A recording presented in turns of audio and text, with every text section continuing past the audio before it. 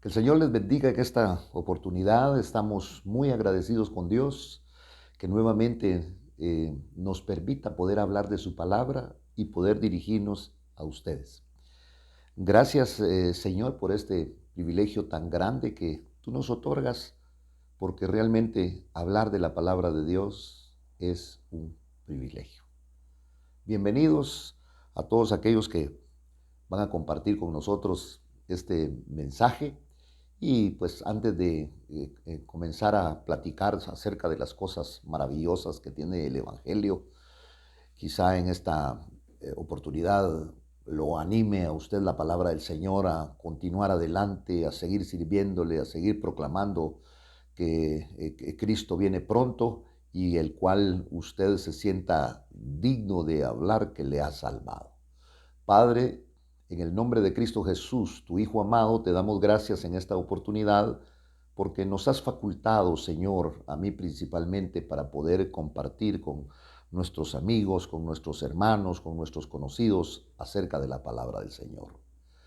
A través de esto, Señor, pensamos que pueden haber muchas personas que están necesitadas de ser fortalecidas, que están necesitadas de ser proveídas, que están necesitadas, Señor, de ser sanas. Para ti no hay nada imposible y todo esto se puede alcanzar por ti, naturalmente, a través de la fe. Señor, permítenos hablar con claridad de tu palabra y pon tus pensamientos en nosotros. En el nombre de Jesús, te damos gracias, Señor del cielo. Amén y amén. Hoy hablaremos en el libro de Hebreos, en el capítulo número 12. Vamos a hablar de algo muy sugestivo, vamos a hablar de una competencia, vamos a hablar de una carrera. En el mundo hay una serie de deportes y el hombre se esfuerza por eh, poder participar en esos deportes con la motivación. Voy a usar esa palabra motivación, no me gusta mucho, casi no empleo la palabra motivación dentro de mi léxico, aunque existe, la motivación para alcanzar dichas metas. Y el mundo constantemente está motivando al hombre para que continúe, para que haga esto, y el hombre se sacrifica.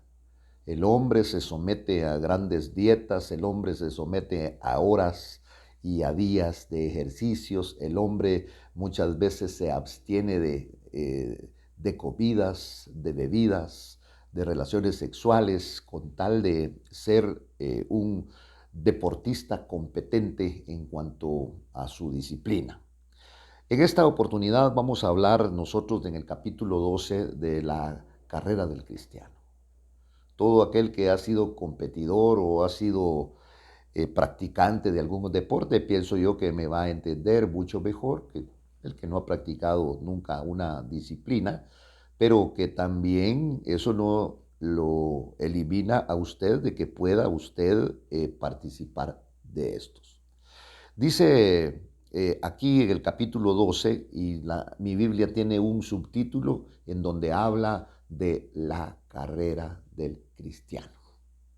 Qué precioso subtítulo, porque este capítulo es un capítulo muy interesante, es un capítulo de disciplina, es un capítulo de despojarnos, es un capítulo de continuar adelante, porque hay una meta. Y realmente en una competencia, pues ganan los primeros, pero en esta competencia van a ganar todos aquellos que alcancen a llegar a la meta. Y entonces aquí nos habla que en la palabra dice de la siguiente manera: por tanto, puesto que tenemos mucho público, estoy parafraseando lo que dice aquí la Biblia, tenemos mucho público en derredor nuestro. ¿Qué le parece a usted un estadio lleno, un coliseo lleno, un gimnasio lleno? Porque ahí se va a celebrar una competencia. En este tiempo sería una pelea de box, una pelea de judo, una pelea de artes marciales, un juego de básquetbol, un juego de fútbol. Por tanto, dice aquí la palabra, puesto que tenemos en derredor o alrededor nuestro una gran nube de testigos, dice, que están viendo estos testigos. Cuando uno ya practicó un deporte como me tocó a mí hacerlo, ahora yo miro estos deportes desde otro punto de vista, porque no lo estoy practicando. Ya los practiqué y uno dice, pues muchas veces alienta a los suyos para que hagan esto, para que corran, para que no se quede. Y de esta manera también el escritor a los hebreos les está moviendo, les está exhortando. Por tanto, puesto que tenemos, dice aquí la palabra, en derredor nuestro tan grande nube de testigos. Hay mucha gente que va a ver la manera en la cual nosotros corremos. Y esto es tremendo porque este libro de la Biblia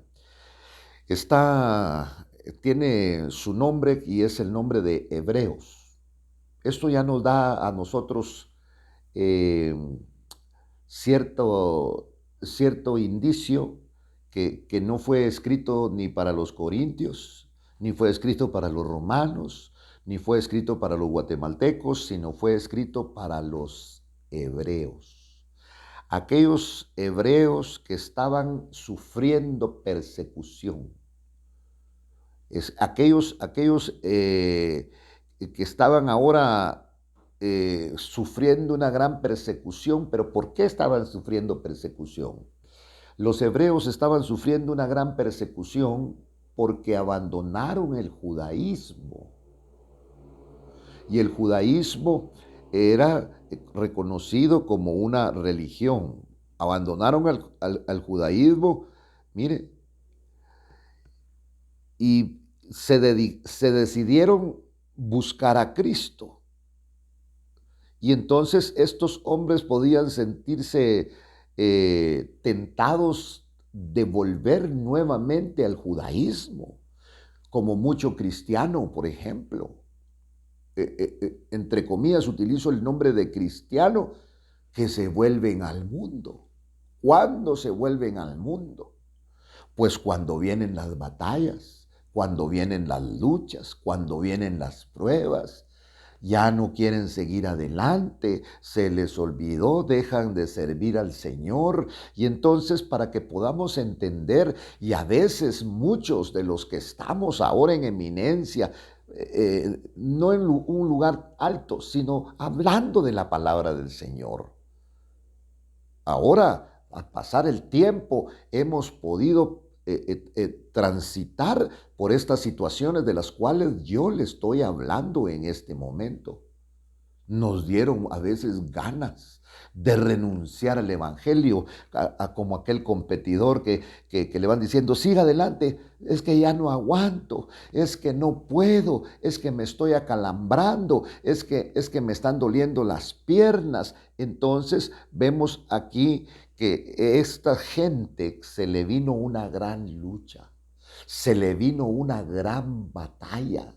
Se le vino el despojamiento aún de sus pertenencias y esta persecución que vino sobre ellos no era para quitarles para quitarles el trabajo, era para matarlos. A tal grado llegó el cristianismo, porque Satanás, que es el que maneja las religiones, se ensañó. Primero se ensañó con Cristo. Y Cristo es la cabeza. La cabeza se ensañó y dijo, voy a matar a la cabeza, pero no contaban. Satanás y las huestes espirituales de la maldad no contaban que el Señor venció a la muerte, que el Señor venció al pecado y al tercer día se levantó con poder y con gloria. Entonces, como atacó a la cabeza y la cabeza lo venció, en la tierra se quedó el cuerpo de Cristo.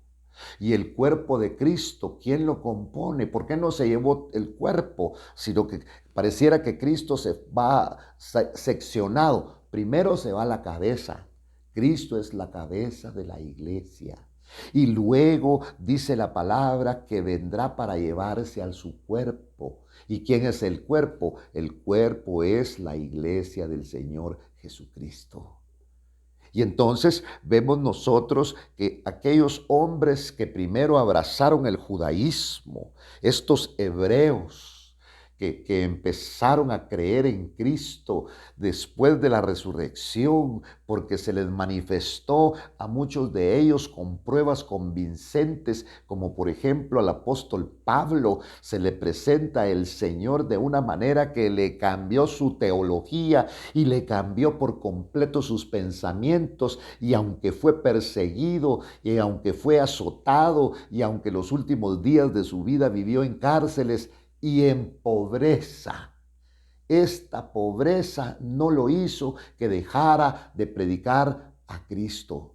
Por eso le dice a uno de sus ayudantes: te recuerdo que cuando vengas a verme, por favor, tráeme el saco, tráeme los pergaminos, tráeme los libros. Oiga lo que pidió.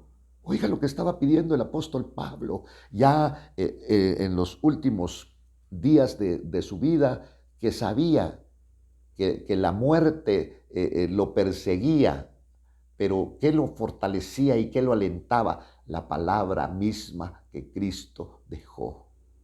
Y esa palabra dice: el que cree en mí, aunque esté muerto, vivirá. Y fue lo que le dio aquella fuerza, y fue lo que le dio aquellas experiencias tan maravillosas, que aunque muchas veces lo metieron preso, que lo azotaron 5 veces y le dieron 40 azotes menos uno, Pablo siempre, ahora Dios había cambiado su vida a través de Cristo Jesús. Entonces ahora cuando miramos, quiero contarle algo. Si usted viene a Cristo, va a tener problemas con la sociedad, va a tener problemas con su familia, va a tener problemas hasta con los mismos hermanos, porque si a usted este evangelio le entra de la manera como el Señor lo ofrece, hace un cambio por completo en su vida.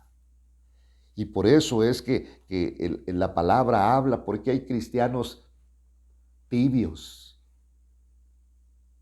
que llevan, y usted puede ver cómo llevan su evangelio. Y digo su evangelio, aunque solamente hay un evangelio. Pero volviendo a esto, mire, entonces vemos nosotros que esta gente empezó a ser perseguida. Mire, a sentirse por la persecución.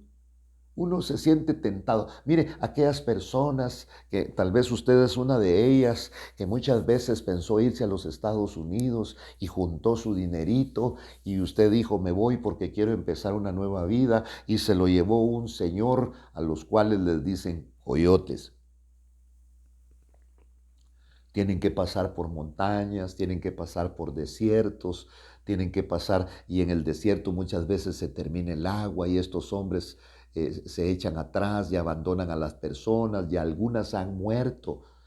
Y estas personas, me imagino que son abandonadas en el desierto, y que por la misericordia de Dios son encontradas. A veces quisieran no haber hecho de eso. Y entonces, ¿por qué le digo esto? Como para ponerlo como un ejemplo, puesto que estos cristianos que habían dejado la religión judaísta, la religión del judaísmo, donde debían de ayunar a la fuerza, donde deberían guardar el sábado, donde habían restricciones tan tremendas que le prohibían ciertas comidas, que le prohibían ciertas bebidas. Por eso Pablo habla que el reino de los cielos no consiste en comida ni consiste en bebida, sino que consiste en gozo, consiste en paz, consiste en salud por el Espíritu Santo. Pero ellos tenían restricciones. Imagínese, usted pertenece a una secta y usted se quiere salir de esa secta, corre peligro de que los de la secta lo puedan matar, porque va a descubrir lo que hay ahí. Y esta gente estaba precisamente de esta manera, estaban amedrentados. Y entonces viene el escritor a los hebreos y les dice: por tanto, puesto que tenemos en derredor nuestro tan gran nube de testigos, que están, le hace la escena como que están en un coliseo, en un estadio, sentados. Y nosotros somos, ellos son el público y nosotros somos los corredores. Y entonces tenemos en derredor nuestro una gran nube de testigos que están diciendo: sigue adelante, ya está cerca la meta. Y la meta se llama Cristo Jesús. No dejes de correr, no dejes, vas a llegar a la meta. Y entonces dice: despojémonos también de todo peso. Mire, aquí habla de peso porque no podemos correr nosotros con peso. Por eso los deportistas usan hasta una camiseta adecuada, una pantaloneta adecuada, zapatos. Hoy hay investigadores de los deportes, científicos en los deportes, y tratan de que el calzado del deportista sea peso pluma, como una pluma, como un guante, que sea agradable, que no tenga peso y que le ayude en la tracción. Pero antes no era así. Y entonces dice que nos despojemos también nosotros de todo peso. Mire, y también que nos despojemos del pecado que tan fácilmente nos envuelve. Porque el pecado nos enreda, nos envuelve, y cuando nosotros, el pecado nos envuelve, ya no queremos correr. Nos da vergüenza. Dejamos de congregarnos, dejamos los privilegios, dejamos de servir, porque Satanás sabe que dice cuando caemos nosotros en un pecado de eso, cuando la trampa fue puesta y caemos nosotros en esa trampa, nosotros venimos y nos desmoralizamos y nos debilitamos. Y sabe, mire, por eso a muchos que nos costó estudiar, ¿sabe cómo remediamos las cosas? Yo ya no quiero estudiar. Yo no quiero ir a la universidad. Yo no quiero ir a la facultad. Yo ya no quiero seguir. ¿Por qué? Porque los exámenes, porque el aprendizaje era un obstáculo para nosotros, y muchos de nosotros no aprovechamos ni la oportunidad ni el gran esfuerzo que estaban haciendo nuestros padres. ¿Cuántos de los que me están oyendo y yo mismo en algunas oportunidades ya no fui dije que iba a la escuela y ya no iba a la escuela? ¿Cómo le llamamos a eso? Irnos de capiuza, así se le llamaba, por lo menos en Guatemala. Y entonces vemos aquí que la palabra dice que nos despojemos, dice aquí, porque hay una nube de testigos viéndonos. ¿Quiénes son estos testigos que ya corrieron? Moisés, Elías, Abraham, Daniel, y aún Rahab la ramera. Óigala, en las graderías está aquella mujer que tuvo un burdel, aquella mujer que vendía su cuerpo, pero un día, cansada de vender su cuerpo, cansada de vender bebidas, cansada de los escándalos, cansada de ser señalada, que ella era una mujer así, que era una mujer allá, cansada de la sociedad. Un día lo que hizo fue creer en los mensajeros que Cristo mandó y los escondió. ¿Y sabe qué hizo el Señor Jesucristo con ellas? ¿Qué hizo Josué? Le preservó la vida, y ella empezó a tener un cambio y fue recibida dentro de los hebreos y fue recibida dentro de aquel pueblo que era el pueblo de Dios. Ahora le pregunto, ¿usted cree que esa mujer no tuvo problemas? Tuvo muchísimos problemas. Porque los mismos que vivían ahí en la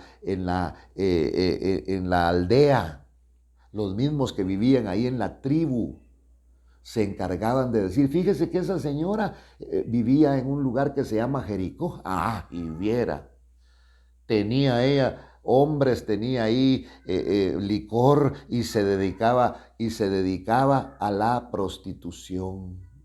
Y entonces esta mujer sufrió dentro del pueblo hebreo, como hay cristianos que sufren dentro del pueblo cristiano, y valga la redundancia. ¿Por qué? Porque muchos quieren ver perfección en nosotros, pero el Señor Jesucristo dice que si alguien tropieza, fiel es Dios para levantarlo, fiel es Dios para recogerlo. Y entonces ahí estaban, y la recomendación del escritor a los hebreos es: por tanto, puesto que tenemos en derredor nuestro tan gran nube de testigos, despojémonos también de todo peso, mire, y del pecado que tan fácilmente nos envuelve. Y el pecado, como nos envuelve, agarre usted una sábana, agarre usted un lazo y envuélvase con ese lazo a ver si puede correr. No puede, se va a caer. Y esa es la trampa del pecado. Pero dice aquí que corramos con paciencia la carrera que tenemos adelante. ¿Por qué con paciencia? Porque la paciencia, hermano, permite el carácter probado. Y el carácter probado, ¿qué produce? Produce esperanza. ¿Y cómo debemos de correr? Aquí hay un reglamento de cómo usted y cómo yo debemos de correr. Porque seguimos corriendo la carrera del cristiano, porque nuestra meta se llama Cristo. Y tenemos que llegar a esta meta. Y entonces, ¿cómo dice la palabra que tenemos que correr? Puesto los ojos en Jesús, el autor y consumador de la fe, quien por el gozo puesto, dice, delante de él, mire, él visualizó lo que le esperaba. ¿Sabe por qué seguimos corriendo? ¿Sabe por qué?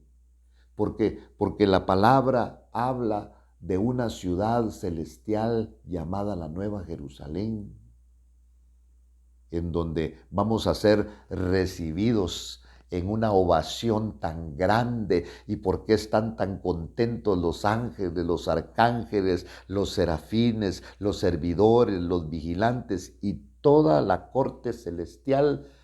Porque están arribando los corredores de Dios, los que testificaron del Señor aquí en la tierra y no corrieron conforme a las circunstancias en el sentido de ser óptimas, sino corrieron bajo las circunstancias de burla, de persecución, de encerrarnos muchas veces. Y por eso dice, con los ojos puestos, mire, delante, puestos en el autor y consumador de la fe, quien por el gozo puesto delante de él soportó la cruz. ¿Qué le esperaba al Señor Jesús?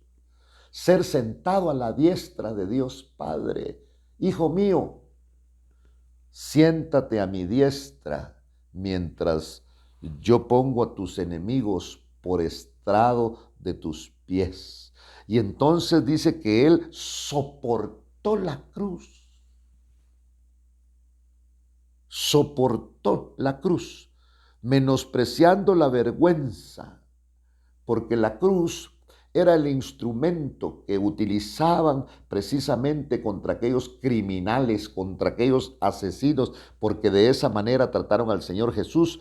Y dice acá, él soportó la cruz, menospreciando la vergüenza, y ahora como recompensa se ha sentado a la diestra del trono de Dios. Qué lindo es, porque cuando usted empieza a perseverar en este evangelio, Yo no le puedo decir que usted no va a tener batallas, que usted no se va a enfermar, que usted no va a sufrir escasez, que usted no va a tener problemas hasta en el hogar, que usted no va a tener problemas con su familia, porque Satanás cuando vea que no puede con usted, se va a lanzar contra sus hijos y sus hijos van a ser renuentes al evangelio y a los muchachos les entra aquella rebeldía y muchas veces se dan por los vicios. Tal vez su hijo, tal vez su hija está adicta a las drogas, adicta al alcohol, metida en pandillas. Pero yo quiero decirle en esta noche o en este día que poderoso es el Señor para sacarlos, porque hay promesa para usted y hay promesa para su familia. Y esa promesa se la dio el Señor al carcelero de Filipos a través de Pablo. No te aflijas, le dijo, porque tú y tu casa serán salvos. El poder maravilloso de Dios cuando miramos. ¿Quiénes somos los predicadores? Esa parte, usted puede ver esos predicadores que salen en la televisión allá en los Estados Unidos con sus uñas bien tratadas, con sus uñas con esmalte, con sus grandes... Pues quizá estos fueron a la universidad y sus padres les pagaron la mejor universidad y se graduaron de teólogos. Pero nosotros, yo hablo de los de Guatemala, yo hablo de los de Centroamérica, yo hablo de mucha gente de Sudamérica, de Colombia, de Brasil, de Venezuela, de Paraguay, de Ecuador, del Perú y de todas esas ciudades donde el Evangelio ha alcanzado a gran cantidad de hombres como me alcanzó a mí. Pero a mí, ¿de dónde me alcanzó el Señor? No me sacó de una universidad, de las calles. Nos sacó del pecado, porque donde abunda el pecado, sobreabunda la gracia, y nos cambió. Y la locura del evangelio se nos metió y ahora trasladamos este evangelio para decirle a los hombres que están sufriendo que Cristo tiene poder y no te va a quitar el sufrimiento, sino te va a sostener en medio del sufrimiento y en medio de la batalla. Y entonces cuando pase ese momento, tú vas a poder glorificar el nombre del Señor. Por eso dice aquí la palabra, puesto los ojos en Jesús, el autor y consumador de la fe. Jugué partidos de fútbol clásicos de los cuales les llama, donde jugábamos, donde nos enfrentábamos, donde muchas veces mis piernas llenas de sangre, mis cejas, golpes en la nariz y seguía adelante, pero no hay como los golpes del evangelio. No tienen comparación, no.